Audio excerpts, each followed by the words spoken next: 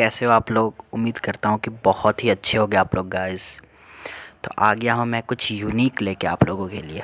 आप लोगों ने तो चैप्टर्स बहुत पढ़े होंगे वीडियो देख के, लेकिन मैं आपको कुछ इस ढंग से पढ़ाऊँगा कि आपको देखने की ज़रूरत ना पड़े। लेकिन मैं आपसे रिक्वेस्ट करूँगा कि आप सिर्फ़ और सिर्फ ईयरफोन लगा के मेरी बातों को ध्यान से सुने, और जहाँ भी इम्पोर्टेंट लगे आपको पेन और पेपर लेके बैठें और साथ ही साथ लिख लें। तो मैं आज आपको पढ़ाऊँगा वेक्टर। मैं आपको आज पढ़ाने जा रहा हूँ, बहुत ही इम्पॉर्टेंट टॉपिक है ये क्लास 11th का वेक्टर।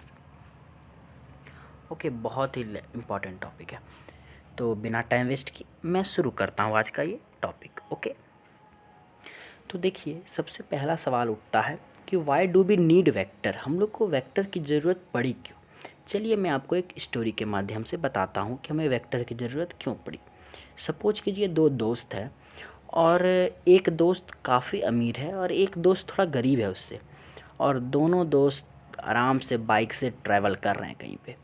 उसके बाद होता यह है कि दोनों का एक्सीडेंट हो जाता है, और अमीर वाले दोस्त का बहुत ज़्यादा चोट लगती है, बहुत गंभीर हो जाता है वो, और उसकी डेथ होने वाली होती है। तो जो गरीब दोस्त होता है वो उससे पूछता है कि भाई तू मुझे ये बता दे कि तूने जो सोना वगैरह रखा है वो कहाँ रखा है। तो उसने बोला रुको रुको मैं बता देता हूँ कि देखो जंगल जाना, वहाँ पे एक बरगद का पेड़ होगा, उसी के 5 फीट की दूरी पे मैंने रखा है। वो इतना सुना और चला गया। और उधर जो दोस्त था वो बोला सुनो सुनो और तो सुन जाओ कहाँ रखा है मैंने। वो बस सुना नहीं, वो तो आराम से मज़े में चलने लगा। उसके बाद जब वहाँ वो जाता है, अब वो 5 मीटर खुदाई करने लगा। अब भाई साहब 5 मीटर खुदाई कर रहा है। मान लीजिए आप थोड़ा देखेंगे बोर्ड पे, यहाँ पे मान लीजिए ये बरगद का पेड़ है, तो 5 मीटर वो तो डायरेक्शन बताया ही नहीं, 5 मीटर इधर जाना है या 5 मीटर इधर जाना है या 5 मीटर इधर जाना है या 5 मीटर इधर जाना है या इधर जाना है, इधर खोदना है, किधर कहाँ पे किधर खजाना है, ये वो पूछा ही नहीं। This is the need of vector. This is the need of vector. Vector quantity वैसे क्वांटिटी को हम लोग बोलते हैं which having magnitude as well as direction. Okay, which having magnitude as well as direction. Okay, now सवाल उठता है कि स्केलर और वेक्टर में क्या डिफरेंस है। जी बहुत अच्छा सवाल है, स्केलर और वेक्टर में क्या डिफरेंस है। देखिए स्केलर क्वांटिटी वैसे क्वांटिटी को हम लोग बोलते हैं जिसमें सिर्फ न्यूमेरिकल वैल्यू, ठीक है, और इसका एग्जांपल होता है मास, डिस्टेंस एंड स्पीड। और वेक्टर क्वांटिटी वैसे क्वांटिटी को बोलते हैं जिसका न्यूमेरिकल वैल्यू होता है, डायरेक्शन भी होता है, और वेरी वेरी इंपॉर्टेंट ये वेक्टर लॉ ऑफ एडिशन को फॉलो करता है।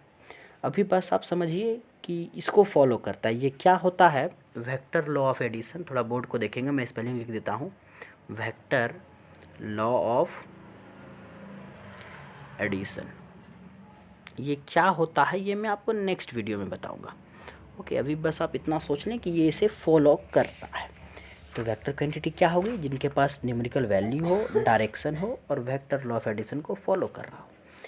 एक चीज़ याद रखेंगे, बहुत ही ज़्यादा इम्पॉर्टेंट वो चीज़ होने वाली है कि जितने भी वेक्टर क्वांटिटी हैं सबके पास डायरेक्शन होती है, लेकिन जितनी भी क्वांटिटी है जिसके पास डायरेक्शन है वो वेक्टर नहीं है। अच्छे से सुनिएगा, थोड़ा बोर्ड देखिए, जितनी भी वेक्टर क्वांटिटी है सबके पास डायरेक्शन है। ओके, लेकिन वैसी क्वांटिटी जिनके पास डायरेक्शन है ज़रूरी नहीं है कि वो वेक्टर होगा, बिल्कुल ज़रूरी नहीं है। ओके, इसका बहुत फेमस एग्जांपल है इलेक्ट्रिक करंट बहुत ही ज़्यादा फेमस एग्जांपल है। इसके पास डायरेक्शन तो होता है लेकिन फिर भी ये वेक्टर नहीं कहलाता है। क्यों? क्योंकि ये वेक्टर लॉ ऑफ एडिशन को फॉलो करता ही नहीं है। अब क्या होता है ये मैं आपको आगे की वीडियो में बताऊंगा, क्योंकि आप चाह के भी अभी नहीं समझ पाओगे। ओके, अब देखिए हम लोग वेक्टर को रिप्रेजेंट कैसे करेंगे। बहुत इंपॉर्टेंट टॉपिक है कि वेक्टर को रिप्रेजेंट कैसे करेंगे। थोड़ा बोर्ड पे ध्यान देंगे आप। वेक्टर को रिप्रेजेंट जस्ट एक एरो से किया जाता है। ये हो गया वेक्टर का रिप्रेजेंटेशन। ये जो आगे वाले पार्ट को हम लोग बोलते हैं हेड। इसे क्या बोलते हैं? हेड। और एरो जिस तरफ बना हुआ होता है यही हम लोग को डायरेक्शन दिखाता है। ओके, ये हम लोग को क्या दिखाता है? डायरेक्शन। और ये जो और ये पीछे वाले बाउंडिंग को हम लोग टेल बोलते हैं। इसे क्या बोलते हैं? टेल। और इसका जो ये लंबाई होता है, लेंथ, ये हमको मैग्नीट्यूड बताता है। क्या बताता है? मैग्नीट्यूड। मैं नेक्स्ट टाइम से ये देख लूँगा कि आपका थोड़ा साइज छोटा कर दूँ। एक्चुअली मैं न्यू हूँ और होपफुली कि आवाज़ का क्वालिटी थोड़ा बेटर होगा। एक्चुअली मैंने माइक ख़रीदा नहीं है अभी तक। अगर आप लोगों का सपोर्ट रहा तो मैं ज़रूर से ज़रूर माइक ख़रीद लूँगा और आप लोगों को अपना बेस्ट दूँगा। ओके, तो बिना टाइम वेस्ट किए शुरू करते हैं, अपने बात पे आते हैं।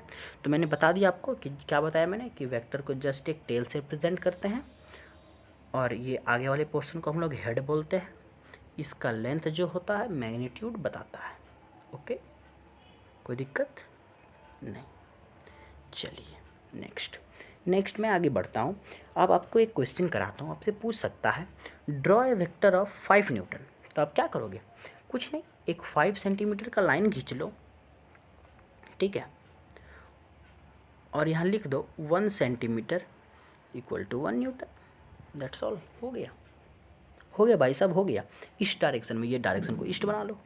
अगर आपसे पूछता कि 5 सेंटीमीटर या फिर 5 न्यूटन के फोर्स को आप वेस्ट में दिखाइए, तो इधर वेस्ट बना लेते, ये 5 सेंटीमीटर कर देते इधर, और यहाँ एजम्पशन ले लेते कि 1 सेंटीमीटर बराबर 1 न्यूटन। सिंपल, कोई झंझट नहीं, कोई समस्या नहीं। ओके, इसी तरह से आपके वैरायटी क्वेश्चंस पूछेंगे।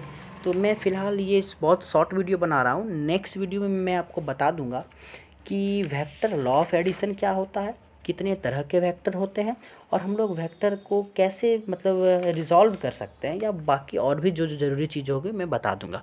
ओके, आज के लिए इतना ही। Thank you very much. All the best for your examination. मन लगा के पढ़ते रहिए। देखिए, मैं आपको हमेशा कहता हूँ मुझ पे डिपेंडेंट फुल्ली मत रहिए। मैं जितना हो सकेगा आपको बेस्ट से बेस्ट कंटेंट देने का कोशिश करता रहूँगा। Thank you.